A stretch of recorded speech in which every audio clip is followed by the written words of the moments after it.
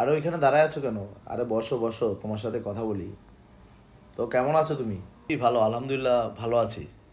তো তুমি কি করছো এখন, মানে কি করো? কিছু না?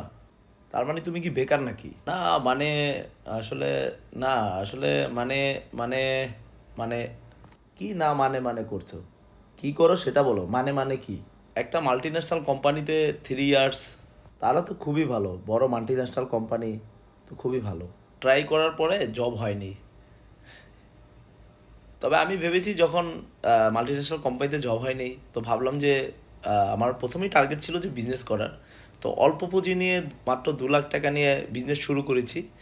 এখন 15 থেকে 20 লাখ টাকা। তাহলে তো খুবই ভালো।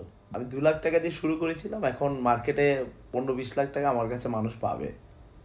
হ্যাঁ, তাই বলে আমার মেয়ে এমন এক অপদার্থ ছেলেকে পছন্দ করলো, আমার ভাবতেই অবাক লাগছে।